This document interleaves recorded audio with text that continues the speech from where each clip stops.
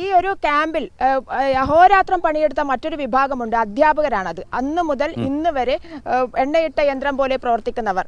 അവർക്ക് അവരുടെ പ്രതിനിധിയായ ഒരു അധ്യാപകൻ ഞങ്ങളുടെ കൂടെയുണ്ട്.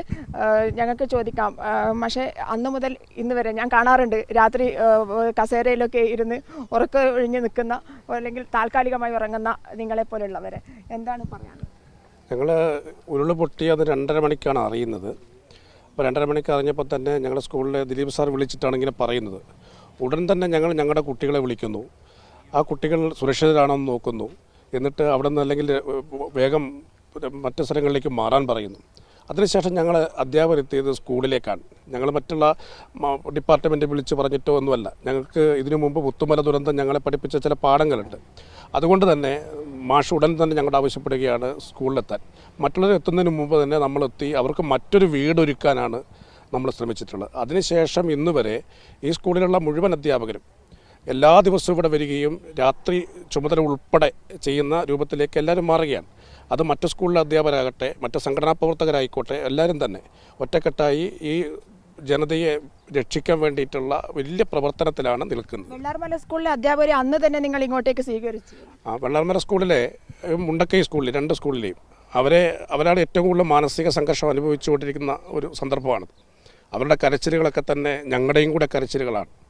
അതുകൊണ്ട് ആളുകളെ മാത്രമല്ല, മറ്റാളുകളെ ഇതിൽ പെട്ട ആളുകളെ മാത്രമല്ല, അധ്യാപകരെയും സങ്കടപ്പെടുന്നവരെയും എല്ലാം ചേർത്ത് പിടിക്കാൻ മേപ്പാടി GHSSന് കഴിഞ്ഞിട്ടുണ്ട് എന്നുള്ള ഒരു സന്തോഷം ഈ നിറഞ്ഞ സങ്കടത്തിലും പറയുകയാണ്.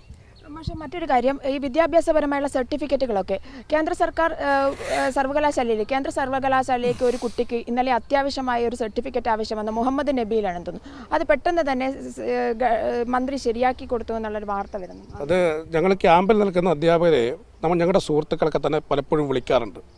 ഞങ്ങളുടെ ബന്ധപ്പെട്ട ആളുകൾ, ഞങ്ങളുടെ കുടുംബത്തിലുള്ള ആളുകൾ അവിടെയുണ്ട്, അവരെ ഒന്ന് ആശ്വസിപ്പിക്കണേ എന്നൊക്കെ പറഞ്ഞാണ് വിളിക്കാറ്. അങ്ങനെയാണ് സംഘടനയുടെ വിൽസൺ മാഷ് വിളിച്ച് മാഷിന് പരിചയമുള്ള ഒരു കുടുംബം ഇവിടെയുണ്ട് എന്ന് പറയുകയും ഞങ്ങൾ അവരുടെ അടുത്ത് പോവുകയും അവരുടെ സങ്കടങ്ങൾ ഞങ്ങൾ കേൾക്കുകയാണ്. അപ്പോൾ 10 പേര് മണിക്കൂറുകളോളം മരണത്തിൻ്റെ മുന്നിൽ നിന്ന് രക്ഷപ്പെട്ട കഥയാണ് അവർ പറഞ്ഞത്. പറഞ്ഞു കഴിയുമ്പോൾ അവരുടെ കണ്ണുകൾ നിറഞ്ഞിരുന്നു, കേട്ടിരിക്കുന്ന ഞങ്ങളുടെ കണ്ണുകളും.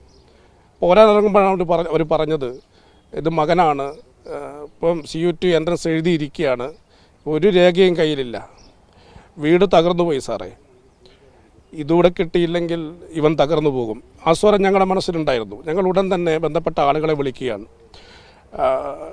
സംഘടനാ നേതാക്കന്മാരെ വിളിക്കുകയാണ്. DD ഇവിടെ വന്നപ്പോൾ പറയാൻ അവസരം നമുക്ക് ലഭിക്കുകയാണ്. ഉടൻ തന്നെ ചെയ്തതെന്ന് വെച്ചാൽ ഈ സ്കൂളിൽ അതിൻ്റെ ഒരു കേന്ദ്രം അദാലത്ത് നടത്താൻ വേണ്ടി തീരുമാനിക്കുകയാണ്. സാധാരണഗതിയിൽ അദാലത്തുകളൊക്കെ തന്നെ കുറച്ച് കാലം കഴിഞ്ഞിട്ട് നടക്കുകയുള്ളൂ. പുനരധിവാസവും ജീവൻ രക്ഷാപ്രവർത്തനവുമാണ് പലപ്പോഴും ഇതിൻ്റെ മുന്നിൽ നിൽക്കുക. പക്ഷേ ഞങ്ങൾക്ക് ബോധ്യമുണ്ടായിരുന്നു, ആ കുട്ടിയെ സംബന്ധിച്ചുള്ള പുനരധിവാസം എന്ന് പറയുന്നത്, ജീവൻ രക്ഷാപ്രവർത്തനം എന്ന് പറയുന്നത് ഇതാണെന്ന്. കാരണം ഞങ്ങളുടെ ചെവിയിലുള്ളത് അവൻ തകർന്നു പോകും സാറേ എന്നുള്ള ഒരു ഉമ്മയുടെ ഒരു ശബ്ദമാണുള്ളത്.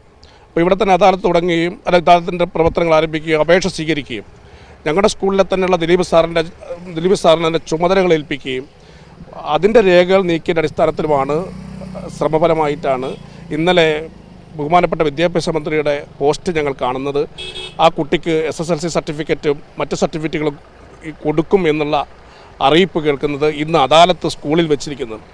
നമ്മുടെ എല്ലാവരുടെയും ചെറിയ ചെറിയ ശ്രമങ്ങൾ ഒരു പക്ഷേ വലിയ ഒരു നേട്ടമായിട്ട് ആളുകൾക്ക് മാറുന്നുണ്ടെങ്കിൽ അതിലപ്പുറം ചാരിതാർത്ഥ്യം മറ്റെന്താണുള്ളതെന്നാണ് ഞങ്ങൾ ഇവിടെ എല്ലാ അധ്യാപകരും ആലോചിക്കുന്നത്.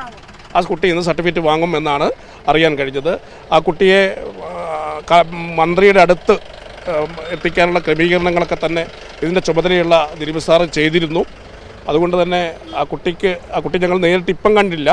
കാരണം നമുക്ക് ചെയ്തു കൊടുക്കാൻ കഴിയുന്നത് ചെയ്തു കൊടുക്കാതെ എല്ലാ അധ്യാപകരും അവരുടെ ഒരു കുടുംബത്തിലെ അംഗമെന്ന നിലക്ക് അവർക്കുണ്ടായ നഷ്ടങ്ങളെ ഒക്കെ ചേർത്ത് പിടിക്കുന്ന ഒരു മനസ്സ് മൊത്തം വയനാട് ജില്ലയിലെ അധ്യാപകർക്ക് എല്ലാവർക്കും ഉണ്ട് എന്ന് ഈ അവസരത്തിൽ സൂചിപ്പിക്കാൻ